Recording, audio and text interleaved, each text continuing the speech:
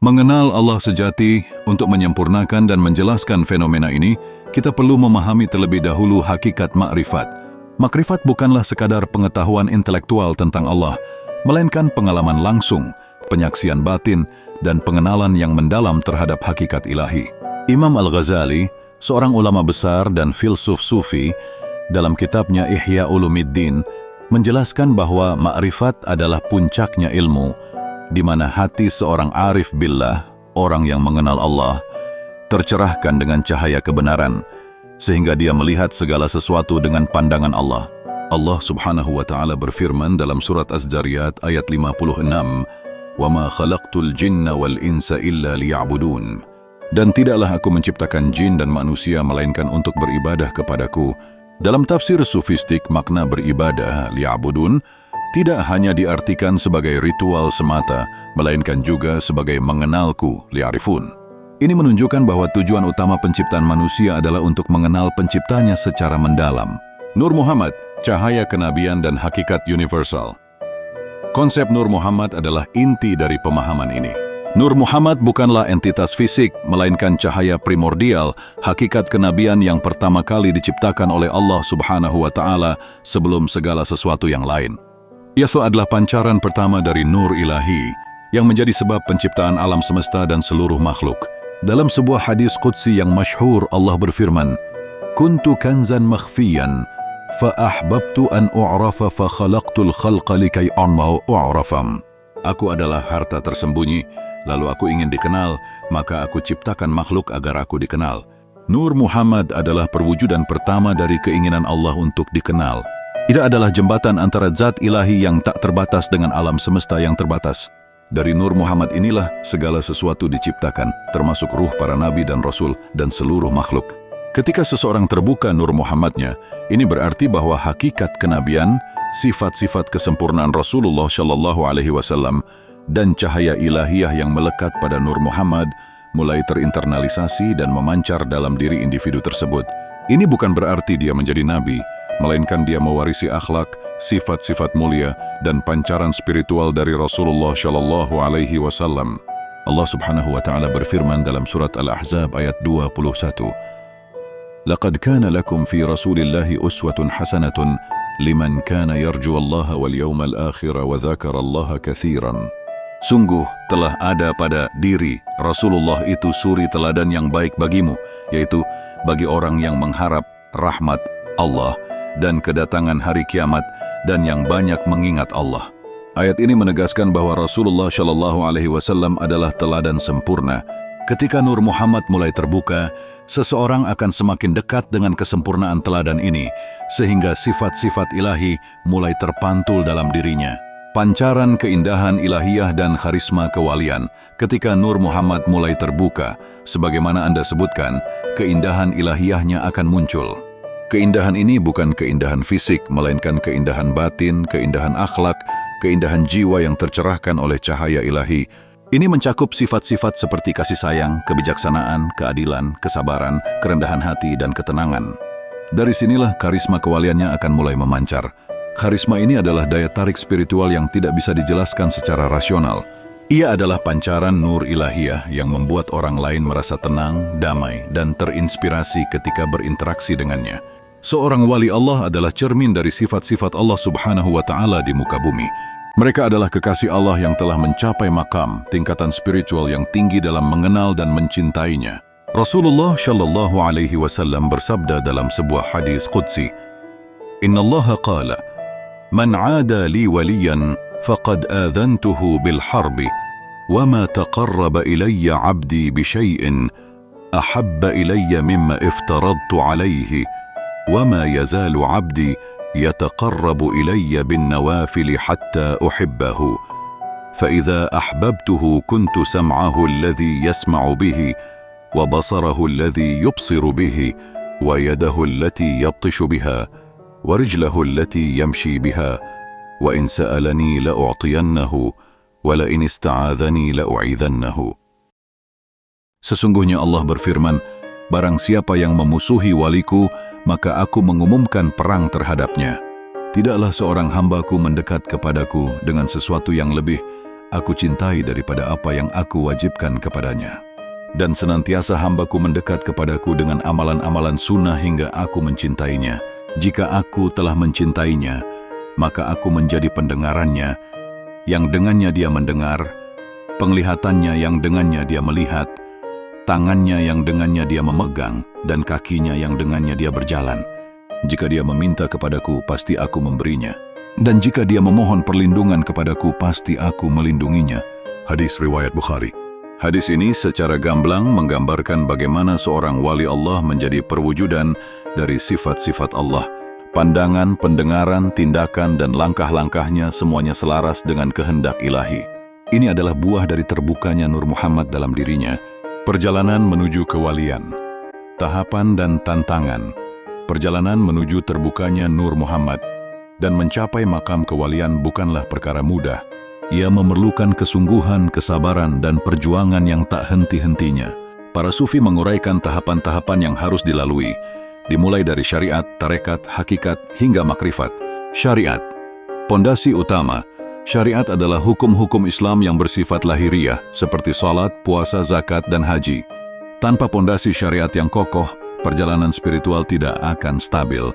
Melaksanakan syariat dengan ikhlas adalah langkah awal untuk membersihkan diri dari dosa dan kekotoran batin.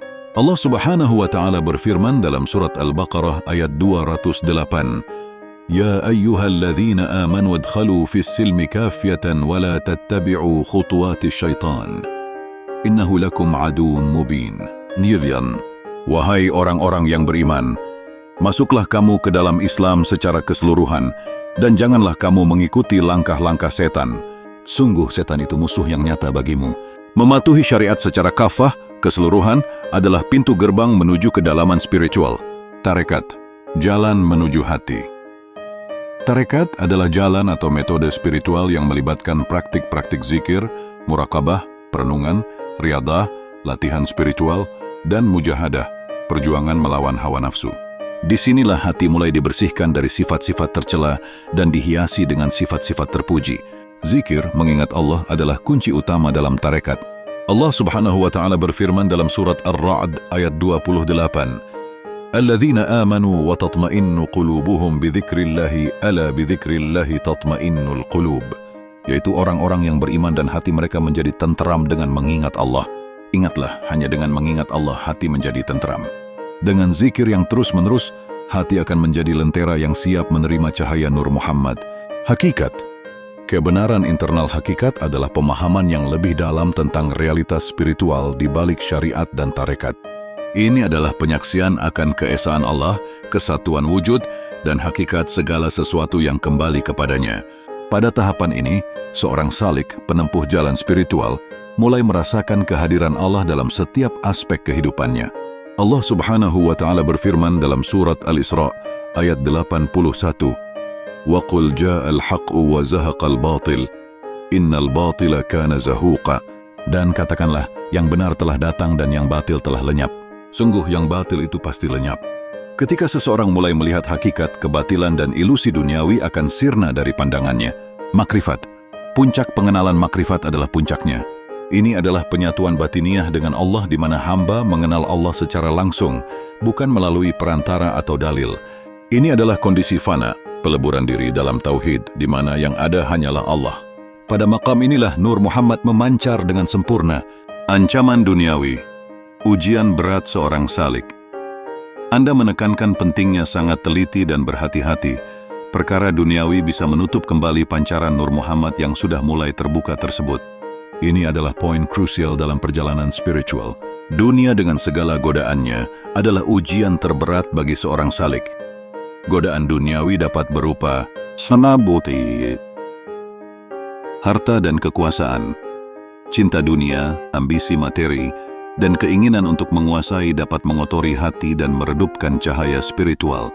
Pujian dan sanjungan, rasa ujub, kagum pada diri sendiri, riya, pamer, dan ingin dipandang tinggi oleh manusia dapat menjadi hijab antara hamba dengan Allah. Damasanan kemewahan dan kenikmatan, terlena dalam kenikmatan duniawi yang fana, dapat membuat seseorang melupakan tujuan utamanya, yaitu Allah. Ketitir samkam dan medentandasan, kemasyhuran, Ketika karisma kewalian mulai memancar, seringkali datang pula pengikut dan sanjungan. Tanpa kekokohan batin, ini bisa menjadi jebakan yang mematikan. Allah Subhanahu wa Ta'ala memperingatkan dalam surat Al-Kahfi ayat 28, "Wasbir nafsaka ma'al ladzina yad'una rabbahum bil ghadati wal 'ashyi yuriduna wajhahu wa la ta'du 'aynaka 'anhum turidu zinatal hayatid dunya." ولا تطع من أغفلنا قلبه عن ذكرنا واتبع هواه وكان أمره فرطا. Dan bersabarlah engkau Muhammad bersama orang-orang yang menyeru Tuhannya di pagi dan senja hari dengan mengharap keridaannya. Dan janganlah kedua matamu berpaling dari mereka karena mengharapkan perhiasan kehidupan dunia. Dan janganlah engkau mengikuti orang yang hatinya telah kami lalaikan dari mengingat kami, serta menuruti keinginannya dan keadaannya sudah melewati batas. Ayat ini adalah peringatan keras tentang bahaya terlena oleh godaan dunia dan mengikuti hawa nafsu. Kekokohan dan kekuatan, merawat keindahan yang sudah terbuka. Maka, seperti yang Anda katakan, kekokohan dan kekuatan diperlukan untuk merawat dan mempertahankan apa yang sudah terlanjur indah. Kekokohan ini adalah keteguhan hati dalam menghadapi godaan, dan kekuatan ini adalah kemampuan untuk terus berjalan di jalan Allah meskipun rintangan menghadang. Cara merawat dan mempertahankan pancaran Nur Muhammad meliputi 1. Istiqamah dalam ibadah, melaksanakan ibadah fardu dengan sempurna dan memperbanyak ibadah sunnah, terutama qiyamul lail, salat malam, dan zikir. Konsistensi dalam ibadah adalah bahan bakar spiritual. Rasulullah Shallallahu Alaihi Wasallam bersabda, "Ahabbul a'mali ilallahi adwamuha wa in qalla." Amalan yang paling dicintai Allah adalah yang paling rutin, meskipun sedikit. Hadis riwayat Muslim 2. Allah Subhanahu wa Ta'ala berfirman dalam surat Al-Ankabut ayat 69, "Walladzina jahadu fina lanahdiyannahum subulana lama'al muhsinin." Dan orang-orang yang berjihad untuk mencari keridaan, kami benar-benar akan kami tunjukkan kepada mereka jalan-jalan kami. Dan sungguh Allah beserta orang-orang yang berbuat baik. 3. Taubat dan istighfar, senantiasa bertaubat dan memohon ampun kepada Allah atas segala dosa dan kelalaian. Taubat adalah pembersih hati. Allah Subhanahu wa Ta'ala berfirman dalam surat An-Nisa ayat 110, وَمَنْ يَعْمَلْ سُوءًا أَوْ يَظْلِمْ نَفْسَهُ ثُمَّ يَسْتَغْفِرِ اللَّهَ يَجِدِ اللَّهَ غَفُورًا رَحِيمًا. Dan barang siapa mengerjakan kejahatan atau menganiaya dirinya, kemudian dia memohon ampunan kepada Allah, niscaya dia akan mendapati Allah Maha Pengampun lagi Maha Penyayang. 4. Bersama para arifin dan salihin, mencari bimbingan dan berteman dengan orang-orang yang memiliki pengetahuan mendalam tentang makrifat dan telah mencapai tingkatan spiritual yang tinggi.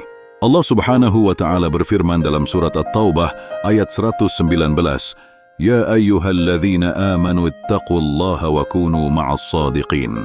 Wahai orang-orang yang beriman, bertakwalah kepada Allah dan hendaklah kamu bersama orang-orang yang benar. 5. Zuhud, tidak tergantung dunia. Bukan berarti meninggalkan dunia sama sekali, melainkan tidak menggantungkan hati pada dunia. Menggunakan dunia seperlunya dan menjadikan akhirat sebagai tujuan utama. Rasulullah Shallallahu Alaihi Wasallam bersabda, "Kun fid dunya ka'annaka gharibun aw 'abiru sabil." Jadilah engkau di dunia ini seakan-akan orang asing atau pengembara. Hadis riwayat Bukhari. 6. Tawakal, berserah diri penuh kepada Allah, menyerahkan segala urusan kepada Allah setelah berusaha seoptimal mungkin. Ini membebaskan hati dari kecemasan duniawi. Allah Subhanahu wa Ta'ala berfirman dalam surat At-Talaq ayat 3, وَمَنْ يَتَوَكَّلْ عَلَى اللَّهِ فَهُوَ حَسْبُهُ. Dan barang siapa bertawakal kepada Allah, niscaya Allah akan mencukupkan keperluannya.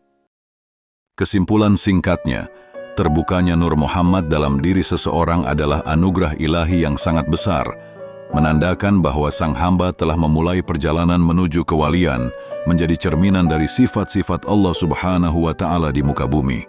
Keindahan ilahiyah yang terpancar darinya adalah buah dari makrifat, pengenalan mendalam terhadap hakikat ilahi. Namun jalan ini penuh dengan cobaan, terutama godaan duniawi yang dapat meredupkan cahaya tersebut. Oleh karena itu, diperlukan kekokohan iman, kekuatan spiritual, dan keistiqamahan dalam ibadah, mujahadah, taubat dan zuhud, serta bimbingan dari para arifin billah untuk senantiasa merawat dan mempertahankan keindahan yang sudah terlanjur terbuka.